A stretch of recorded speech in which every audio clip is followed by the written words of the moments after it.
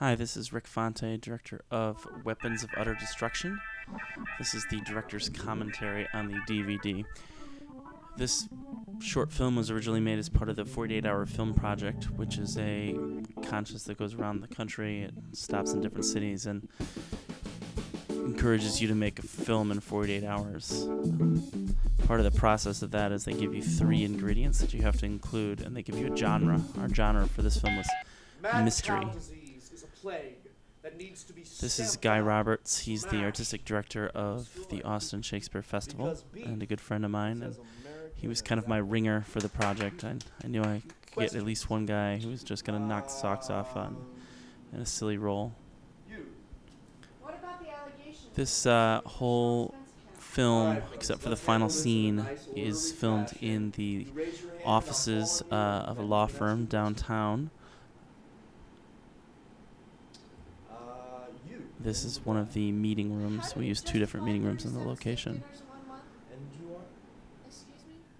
In the South, it's just common courtesy to introduce oneself before asking a The question. intern with Guy is Joy Farmer Cleary, and she just had finished playing Juliet in Romeo and Juliet that Guy had just directed. This is where we shoot the same hallway twice from different sides to make it look like it's 2 different hallways.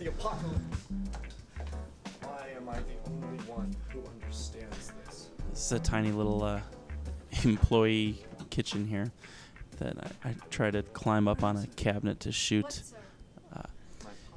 The Yoda that was purchased for this film was only acquired after about 5 different adventures to various shopping centers and 3 different trips to find a Yoda. Apparently, we thought it was going to be easy when we wrote the script, and then we were kind of under time to try and find one, so since we had about 12 hours to get all our props before we started shooting.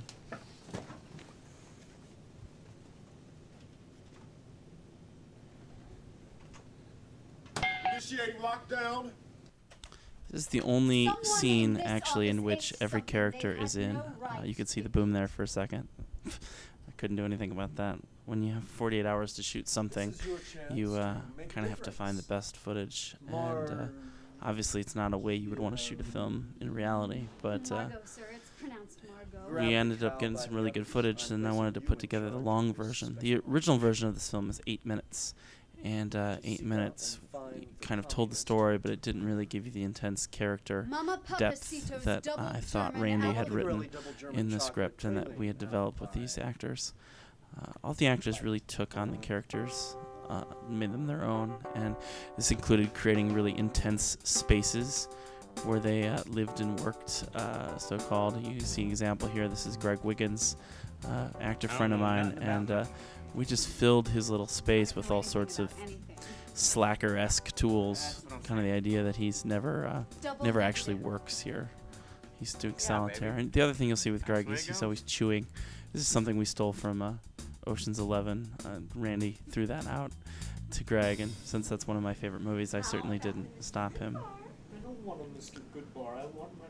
This scene was actually from later in the movie, but I thought emotionally it needed to be earlier, so I had to zoom in so you couldn't see the Yoda. Do you mind if I call you Margie? My best friend in 3rd grade was named Margie. You're supposed to be waiting at your desk. One of the main differences, other than length, between the director's cut and the shortened original version is the music. In the original, the music is kind of mysterious and has a lot of strings and little bells and stuff. And in this one, I wanted to do a different kind of more fun, peppy music. And it is very kind of influenced by Ocean's 11, I'll admit right there. Steven Soderbergh's one of my favorite directors, and the music that he has in like Out of Sight and movies like that with the organs just screams comedy and complex ensemble, you know, interesting characters, and that's kind of what I wanted to do with that. So Big Papa?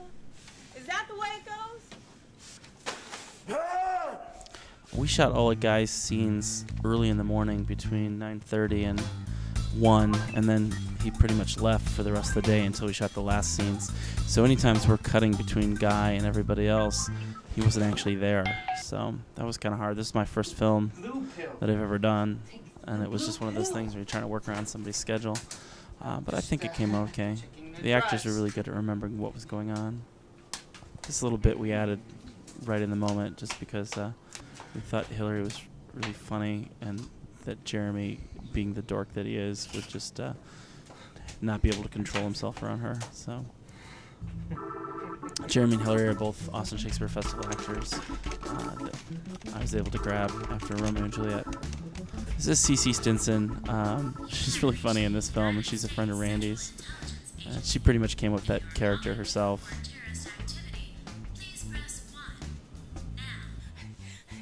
Low calories. I don't know why anyone would eat that. What is it? Notice Greg steals something in the back. That's the second time he steals something, but we never found a place for the third time.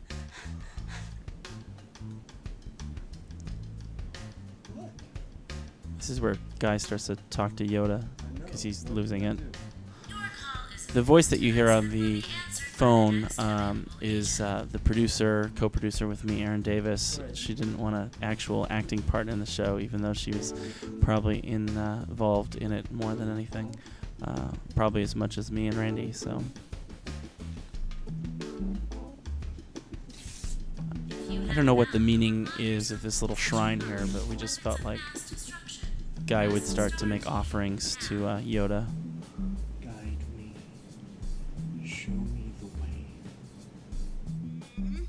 This is why we need webcams at every station. Now, Jeremy's got some crumbs here on his leg that he brushes off. That's a real fine notice, but you know, maybe he ate the pie, maybe he didn't. There's a couple things like that spread throughout, but in the end, it was more interesting just to concentrate on the characters than to really push the mystery aspect of it, which is another reason why I changed the music. I just like the idea of everybody tattling on everybody else in the office. That seems to be something that happens in these kind of big places. Yeah, we dropped that phone a number of times, and if the people who own this law firm ever saw that, they'd probably be a little unhappy. Pull yourself together, Margot. Step This is my favorite scene in the whole movie because the dialogue is really good, and I just like the way we shot it. We shot it in one shot, which took about 15 takes to try and get it right. And it was a real fine line to try and get them both in the mirror, and then as I cross in or whatever, to not be in the mirror myself and see the digital camera over her shoulder. Messy eater. That's our obvious Macbeth reference there. Not everybody catches, but we had done Macbeth a couple years earlier with Austin Shakespeare Festival. And, you know, Randy just wrote it in, and she didn't even realize that, so it was just kind of funny for everybody. There's no common decency. This is a great speech that Randy wrote about him just kind of looking at what we think of in business and what, you know, how you don't really get anything out of your job, especially I think for the bureaucrats. I mean, Guy really plays it up, and it's kind of silly, but I think at its heart, it's something that we all suffer through a little bit, and that's why it's so funny. Well, what do? They take your pie away. Originally, Yoda was going to respond, and we recorded some noises of Yoda going and things like that. Jeremy did that, but it never quite came out. So we decided just to scrap that. This is a scene that I wish I had more time to shoot because I would have liked a lot more angles. I went back and really recut it for the director's scene to try and get these little flirtations between Hillary and Joyanne, which I really liked, but they couldn't make it into the original. But I just didn't have enough coverage to really have as many possibilities. And I just really wish we'd improv some more in the moment because there could have been some real funny bits there. Until we find This is a different boardroom than the original place where we shot the first scene. So.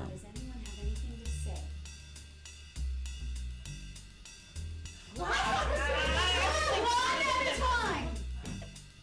I say we survive their ass. I just like the fact that that's the only like proactive thing Greg does in the whole play, and then he sits back down and doesn't say anything else. All these bits with Guy on the phone, we just like improv for 10 minutes straight, and I just recorded. He was like out of breath by the end of it, but I ended up cutting a bunch of little pieces in to the thing to really kind of give his character some moments away from the action, and that way we weren't all in the same place for too long. Because I'm low. It's a really complicated poster on the wall of the Department of Agriculture. We actually pulled that down from the website and just added our little Mad Cow Czar to the bottom of it.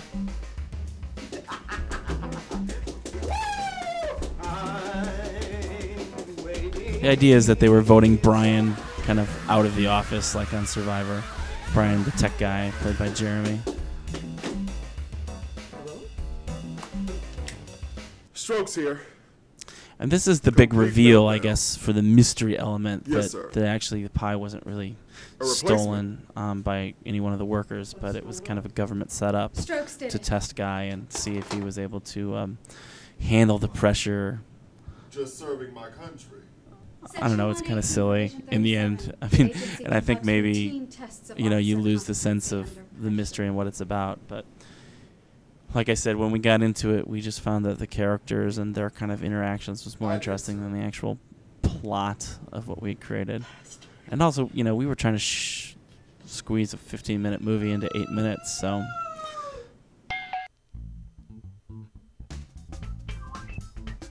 This is probably the most fun scene of the shoot because it took about 20 minutes to completely tie Jeremy up with tape and paper clips and cover him in post-it notes and things like that. And There were he was a really good rules. sport. He sat there the whole time, let us do it, and then he sat there as we shot the credit sequence with him still attached. And I don't know, those photos hopefully won't get out on the internet or anything. That's Colin, the FBI guy. He's a funny guy that I almost did a show with, but then the show got canceled.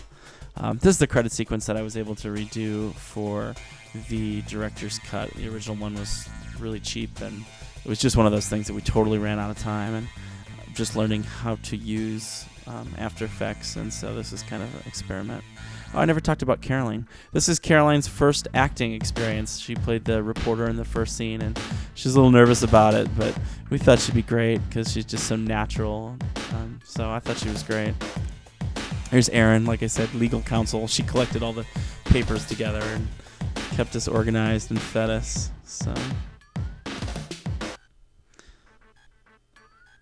And then this is the final little add-on bit that we put into the director's cut. We always intended to have it in the original, but we just got to the point where we didn't have enough room, and we're like, well, we'll lose this 1.5-minute end scene because it doesn't really add anything.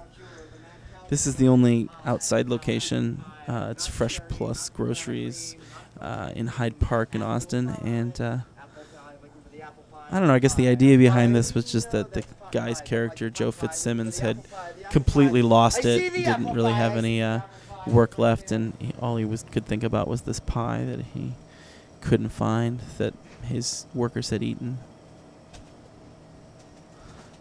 Guy's daughter was here during the shoot, and she's just off camera, like talking and trying to get Guy to pay attention to her. So it's actually a really hard scene to shoot because you know, she was trying to distract him. Anyway, that is the director's cut and commentary of Weapons of Utter Destruction. I hope you enjoyed it. It was my first short film, and I'm hoping to do many more in the future and learn from this experience. Like I said, great script, great actors, made for a fun shooting experience. You just wish you had more than 48 hours, but that was the nature of the contest. And count